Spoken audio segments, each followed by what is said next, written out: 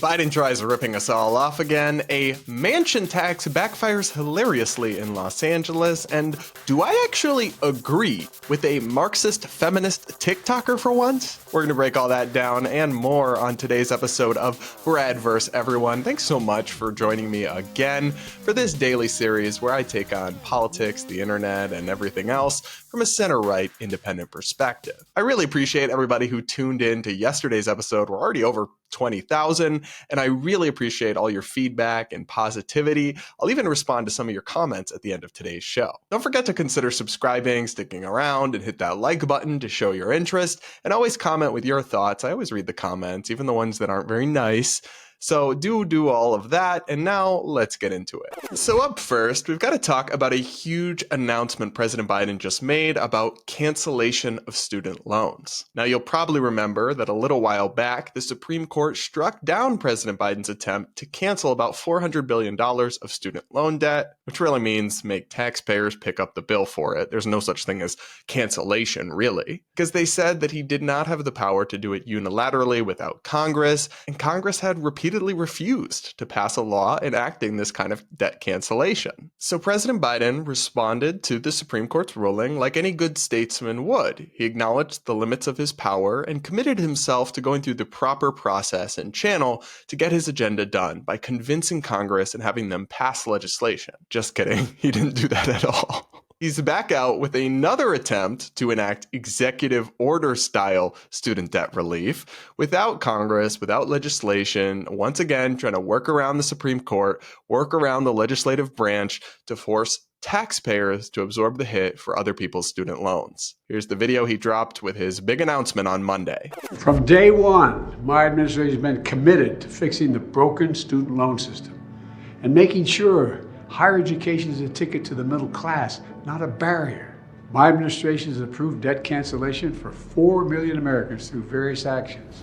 And today, I'm announcing new plans that would cancel student debt for millions more. In total, these plans would cancel some or all student debt for 30 million Americans, when combined with everything we've done so far. So we've got more details on Biden's new plan, his new initiative from the White House website, and the long and short of it is that about 4 million people will have their loans canceled entirely, and about 23 million additional people will see some form of student debt relief. Biden's attempting to do this under a different law than the other old law he tried for his first go-around. He's trying to find another dusty old statute to twist into some executive authority to unilaterally spend billions of dollars, and this one will be specifically targeted towards a couple of groups of people. For example, households earning up to $240,000 a year will have their interest payments canceled, as will people who've had their student loans for a really long time, or people who went to schools that turned out to not be financially viable. And so will some other targeted groups of people, and it all adds up to billions of taxpayer dollars being spent with the stroke of a pen to pay off other people's student loans. I have many problems with this, even beyond the fact that he's trying to work around the proper constitutional order to do it rather than following the proper process. For one, this isn't generous. President Biden isn't generous because he's so eager to give away other people's money. A common misconception is that student loan debt is owed to banks. Actually, almost all of it is owed to the federal government. So when President Biden or anybody else cancels student loans, what that really means is that taxpayers will have to absorb that loss either through higher future taxes or more debt. It's just important to stress that. There's no such thing as a free lunch or a free loan. Every dollar given out in student loan relief is a dollar that directly or indirectly comes out of the pockets of taxpayers, including working class taxpayers who earn far less than college graduates, working class taxpayers who never went to college, and taxpayers like me who made smart choices to purposefully avoid debt and now get the unique privilege of paying off other people's loans. I also want to talk about the fact that President Biden claims he is fixing the student loan system. Honestly, nothing could be further from the truth. The system is absolutely broken. Don't get me wrong. College is way too expensive. It's massively inflated in tuition prices over the years, and there are a lot of reasons for that. One being the massive growth of administration and bloat and waste on campus, and another being the federal government's super generous student loan programs that massively subsidize demand and, shocker, led colleges to jack up their prices. In the same way, rather than fix the system, what President Biden is doing now will probably just prompt colleges to jack up their prices even higher. Great work, Joe. Great work. As far as I'm concerned, this move is a bad idea on constitutional grounds, on economic grounds, and so much more. The only way it really seems to make any sense is as a pure political strategy to try to bribe young people to support him again after so many have become disillusioned with the Biden administration for its stance on the Israel-Hamas war. But cynical politics shouldn't be governing how we spend billions of dollars of taxpayer funds. Call me crazy.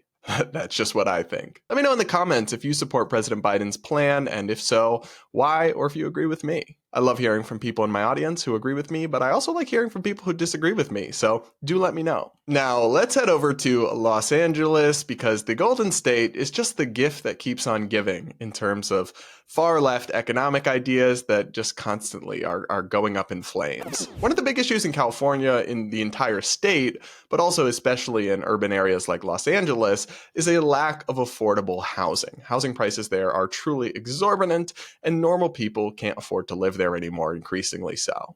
And we've got reporting here from my friends over at the Washington Examiner. The Democratic Party, which controls Los Angeles, tried to address this problem by passing a mansion tax that would supposedly fund affordable housing projects. But like everything else Democrats do in California, the plan backfired, causing residential building construction to plummet, thus raising prices even further. So the idea here was pretty simple. The progressives down in LA were like, we need affordable housing, so we're going to tax the rich. We're going to put a tax on mansions and then use that money to fund affordable housing. Could possibly go wrong, right? Like, what's not to love? A lot, it turns out. So again, according to the Examiner, while it was sold to voters as a tax on mansions, what the measure really does is impose an extra 4% levy on almost all properties sold between $5 million and $10 million, and a 5.5% tax at properties sold for $10 million. Importantly, guys, this included not just massive mansions, but gas stations, commercial real estate, condominiums, and apartment complexes. Once again, guys, you really can't make this shit up. To solve the problem of a lack of affordable housing, lawmakers in Los Angeles decided to slap a massive tax, a massive increase in costs on housing complexes. As if that wasn't always going to lead to a lower supply. This is Econ 101 stuff, and therefore higher prices. We've got more details here from the Examiner. Los Angeles real estate brokers say the $5 million threshold means the ULA tax will hit just about any apartment complex with over 15 housing units. This has discouraged lenders from offering mortgages on and developers from building the very multifamily projects the city needs more of to reduce housing costs. Since nearly 2/3 of homes in Los Angeles have asking prices of at least $1 million, working-class families must often rent multifamily homes to live in. CoStar analyst Ryan Patap noted that developers are further discouraged by the city's broader political shift in the city that's more supportive of restrictions on landlords and more supportive of protections for tenants. Around the state as a whole, multifamily housing has trended above the national average. Whereas new multifamily housing permit authorization fell nationally by nearly 19% from 2022 to 2023, California's only decreased by 5%. But it was worse in Los Angeles County, where this took effect. In Los Angeles County, authorizations dropped by 19%, and in LA City, they slumped by a staggering 24%. The mansion tax appears to be to blame. Oh, and of course, the tax is raising way less revenue than they thought it would. This is a great piece pointing out the basic economics of the situation and how predictable it was that this would always backfire spectacularly. One of the big problems with these left-wing policy ideas and approaches is the way that it so often fails to account for the unintended consequences. They think a lot about the seen things that they think they'll be able to do, but all the unseen ways it could backfire in an incredibly complex ecosystem and economy, they don't really think about those, and as a result, they often end up hurting the people they're supposed to be helping. Now, progressive politicians will have gotten to take a victory lap and saying, look how good we are, look how generous we are, we tax the rich to help the poor. But in reality, they just made housing more scarce and more expensive for the kinds of families that are actually struggling to afford housing in their area. Great job, guys. You're doing great, sweetie. This is just kind of an anecdote I find really interesting, but when I was studying economics, I heard this story about a city in India. This city had a really bad snake problem. So they responded by putting a bounty on snakes. Residents could go and turn in snakes that they'd killed or caught, and they'd get money. This seems like a common sense way, right, to reduce the snake population. But it backfired because people ended up raising the snakes, breeding the snakes to turn them in and collect the bounty. When the city realized this, they canceled the bounty because they didn't want people to take advantage of the system in a way they hadn't thought about. But then, because they'd canceled the bounty, all the people who had been breeding the snakes just released them all into the wild. And the city ended up with a much worse snake problem than it ever had in the beginning. And to me, whether it's mansions or snakes, these kinds of stories just typify why we cannot trust the government to solve complicated problems in our lives. But what do you think? Do you want a mansion tax in your area? And do you trust the government to handle this kind of thing? Let me know in the comments below. I'm curious for your thoughts. And now we'll move on to Brad versus TikTok. Today, we have our friendly neighborhood TikToker explaining something called microfeminism. Buckle up and get ready to lose some brain cells with me as we embark into the hellscape of the Clock app. Here's a list of things I do that are microfeminisms. I feel like probably a lot of you don't know that I'm an attorney during the day, so that's my 9 to 5. And I have a lot of little tiny things that I do that are microfeminism like acts. If you don't know what that is, long story short, it's like instead of just like standing up, burning your bra and screaming at people, it's like little acts that make men pissed off, and it's my favorite thing to do. Okay, so we've already got a huge red flag. Feminism, at least in theory, is supposed to be about uplifting women and fighting for equality, not antagonizing or trolling men. Of course, if standing up for women requires doing something that might offend or upset some men, yeah, surely that's still feminist, but not going out of your way to antagonize the other gender, the very same people who you actually need on your side if you want your vision to be adopted in our society. So, girly here, really not off to a great start in my book. Top of the list is if somebody says I have to talk to the board, or I have to talk to the chairperson of the board, or I have to talk to the CEO or CFO or whoever, I will say, let me know what she says. Always she, like my default is she or her instead of he or him. Obviously, unless I know the person and I know that it's a man, I don't go out of my way to be wrong. So it's a little cringe, but I don't really care about this. Like, this wouldn't bother me. I will say, though, just as a statistical matter of fact, you say you're not going out of your way to be wrong, but you kind of are, in that the odds are in the favor that it's probably a man in those roles. So if you were going to pick one and assume, you'd have a better chance of being correct if you went with he rather than she. But honestly, like I said, not really a big deal. I'm not sure I'd even notice this if she dropped this in conversation with me. This is an easy and obvious one, but saying MS instead of MISS or MRS, because MS period just, it doesn't mean you're married or unmarried. It means that you just like don't know or don't care as your prefix. I know some people will say Miss and Mr. and then like their names, but I don't go that far out of my way. But I will if I'm saying first names, like if I'm saying Jane and John, I'll say Jane first instead of saying John first. Maybe I'm just like not a particularly observant person. I can be pretty absent-minded, to be honest, but I don't even think I would notice any of the things she's covered so far. So like, far from acts of feminism that are like changing the world around you or whatever, I know they call them micro, but like, are they even micro or are they microscopic? Because I don't even think I would notice this stuff. You might be just overthinking it all a little bit, girly.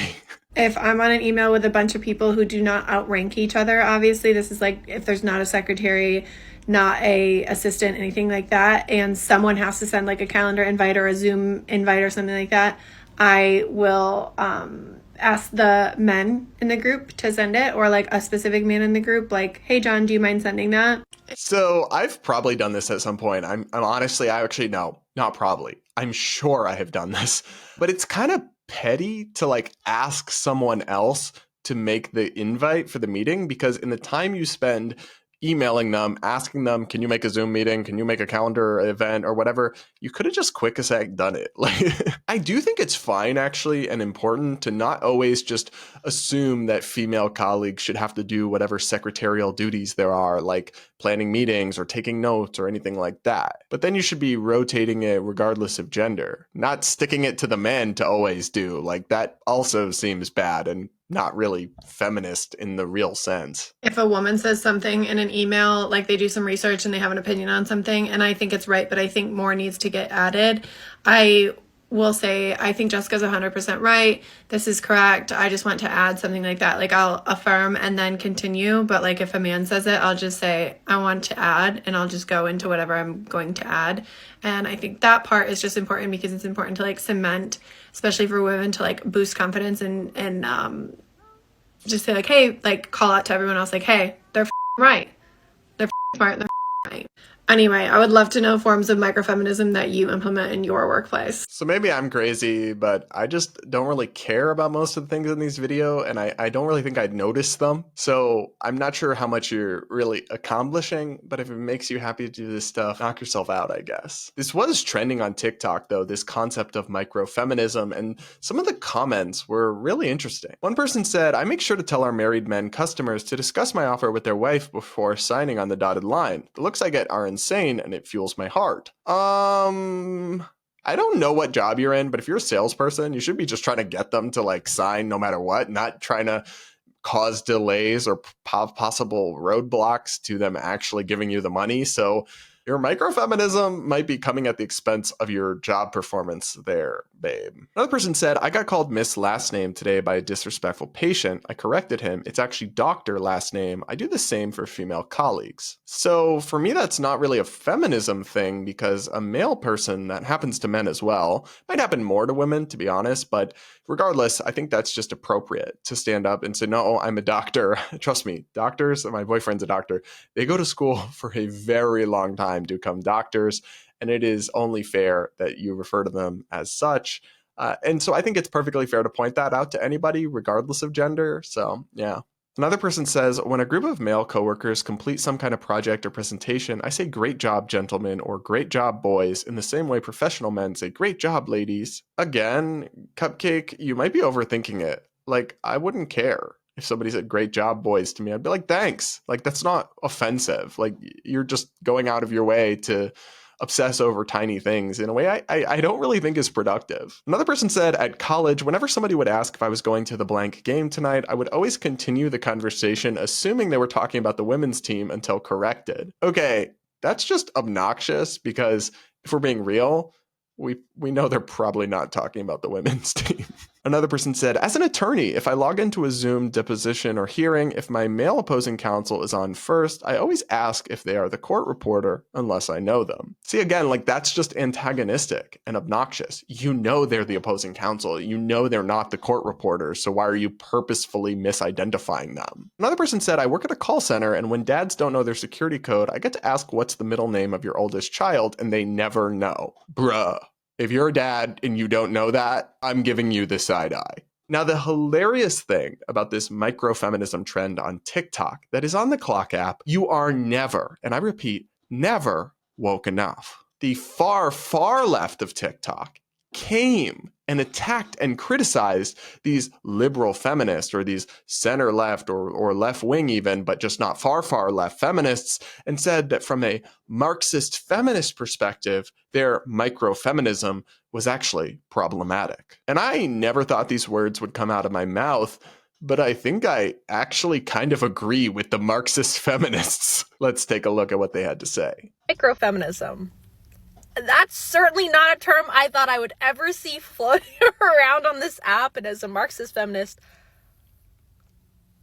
pop feminist, liberal feminist, stop. If you're not in the loop of TikTok feminist trends or movements, whatever you want to call it, like I certainly am not until last night.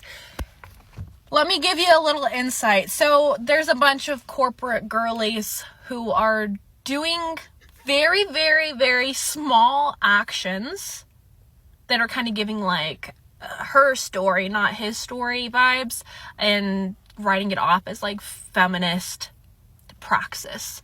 I think my main critique of it is that it's an attempt to be subversive, and I think it's just far too subtle.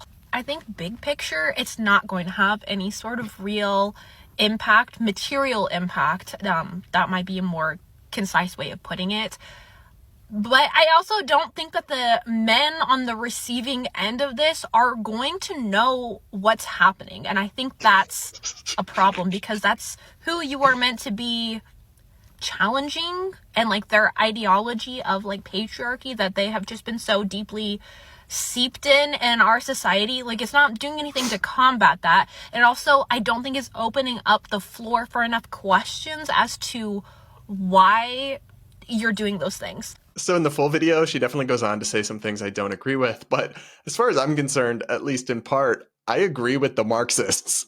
Like, the big problem with the microfeminism trend on TikTok is that it's micro. It's super duper micro, and they end up obsessing over things that really don't seem to matter and don't seem to actually make any sort of meaningful difference. The only slight way I could see them having an impact is to antagonize men in some circumstances, which I'm not really sure helps women, to be honest. I love these stories where the intersectional woke people kind of eat their own and fight amongst themselves, and then us normies can just kind of munch the popcorn and try not to lose too many brain cells while we watch them fight. Anyway, let me know what you thought of that TikTok and that fight between the corporate feminists and the Marxist feminists, who you side with. I'm honestly really curious for all of your thoughts. Don't forget to like, subscribe, yada, yada, yada. Now, before we go, one final thing, I want to react to just a couple of the comments. There were so many amazing comments left on yesterday's episode, and just respond to some of them and give you all a shout out. One person pointed out that the woke people seem to be saying, them, misgendering should be a crime. Also them, police bad, defund them. Me, who's going to arrest the people misgendering if there are no police? That's a good question, honestly. Now, I know most center-left people and liberals don't support defunding the police, but for the true far lefties who do support both of these ideas at once, I don't know how they square that circle. Another person said, Swede here, a lot of us are frustrated and embarrassed by Greta, who comes from an elitist famous family with wealthy inner city Stockholm, since she in no way represents most ordinary Swedes, yet she takes up a lot of international media attention, and she's also very smug about her childish antics. This was a super interesting point. I love that I have viewers from all around the world, every pocket of the globe almost. It's really cool.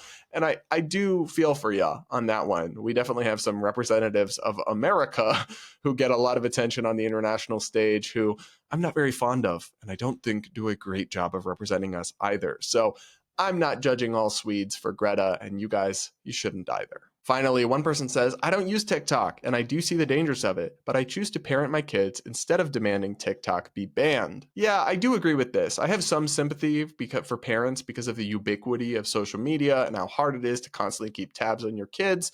But ultimately on stuff like this, I do think parents can do a better job of handling it and knowing what's right for their kid than the government can. So shout out to parents like you who are taking matters into their own hands and doing what's right to protect their kids from the harms of excessive social media. All right, everybody, make sure to comment, and I'll read most of them, and I'll consider reading it on tomorrow's show. So comment with your thoughts. Don't forget to hit the like button. Please do subscribe, and maybe even consider turning on those bell notifications. And with that, I'll see you all in my next video.